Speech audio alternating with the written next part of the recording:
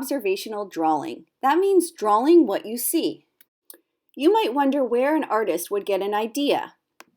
Well, just look around and observe something that you see. Maybe it's a toy, or maybe something you found in nature. You could even set up something called a still life with objects you have at home, maybe some fruit. On a beautiful day, you might want to get outside and draw something in the landscape. Or you could even draw a scene from your window. Or how about taking a look in the mirror and creating your own self-portrait? You could also take or print out a photograph to use as a reference. You could also look up a photo on the computer to copy. Or maybe you have a favorite book illustration that you'd like to try drawing. Whatever you decide to draw, remember, keep looking back and forth at the subject. Carefully look and draw lightly. You're looking for shapes, patterns, colors, shadows, and all the details. In this video, we are going to show you some tips and ideas on how you can do your observational drawing this week.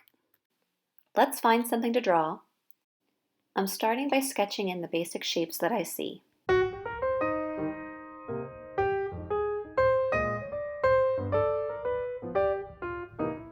To make the object look more realistic, I will create texture by drawing short, choppy lines on the outside of the pig.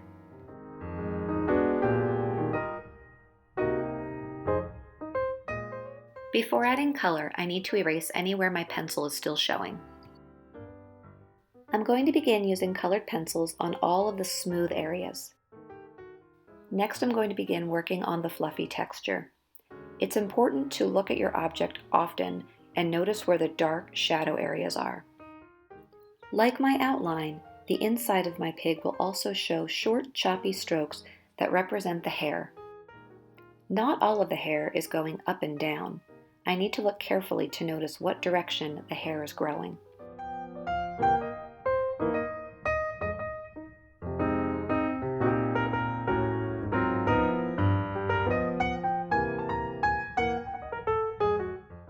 Next, I want to add some shadows to create 3D form.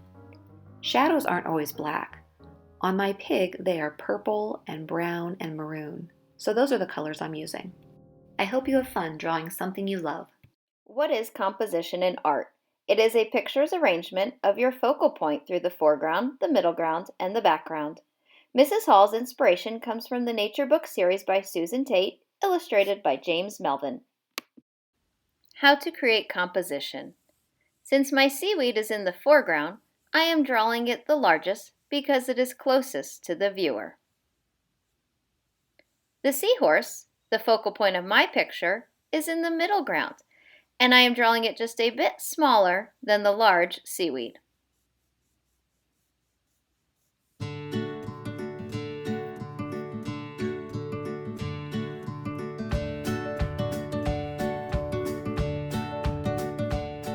I'm making the seaweed in the background a little bit smaller since it is behind the seahorse and in the background. I'm adding some shells and some starfish to the foreground.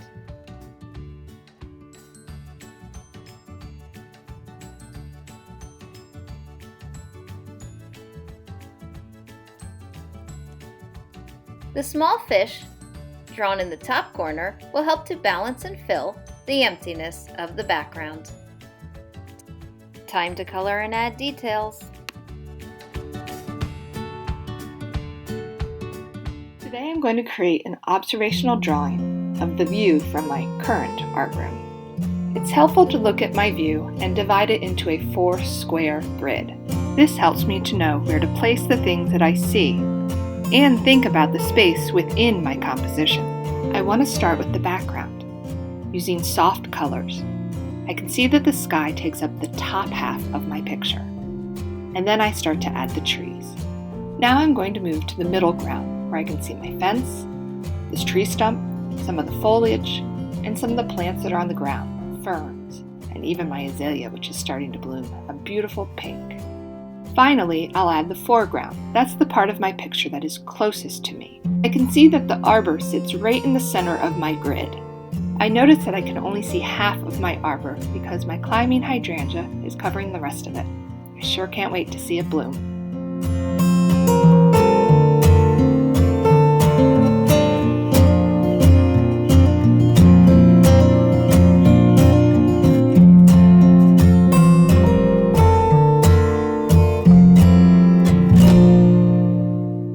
I can't wait to see your view. Today we're going to do some observation drawing, and we're going to draw a house. This is a spring house at a local park in Allentown, and the first thing you want to do is find the shapes, find the various lines of your house. Look for your vertical lines, look for your diagonal lines. I'm trying to capture the window and the door, and I'm working with Sharpie so that you can see, but you might want to work with a pencil so that you can erase any of your mistakes. Trying to get a little perspective here with some trees in the background. They would be, of course, behind the house. And I'm trying to get some details. Look for your details, and you want to look for relationships. What shape is next to another shape? When you're finished with your drawing, then color it in. You can use crayons, you could use markers, colored pencils. I happen to use color sticks, and I'm trying to recreate this so it looks like the house. I hope you have a lot of fun.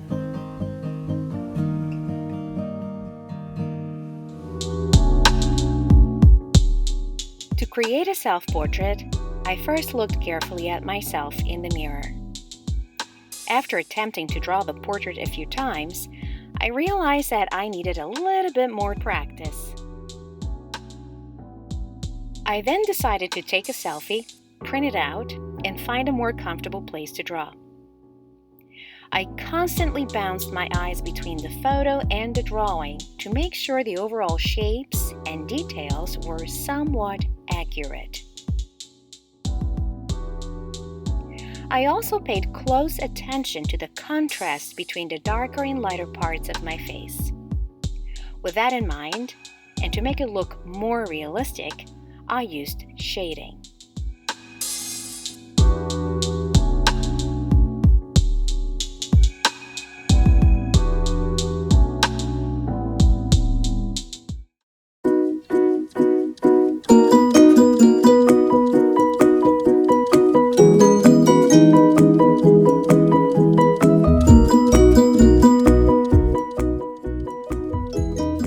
Don't forget to share your work in Seesaw if you're in kindergarten, 1st or 2nd grade, and in Google Classroom for 3rd, 4th, and 5th grade. Have fun!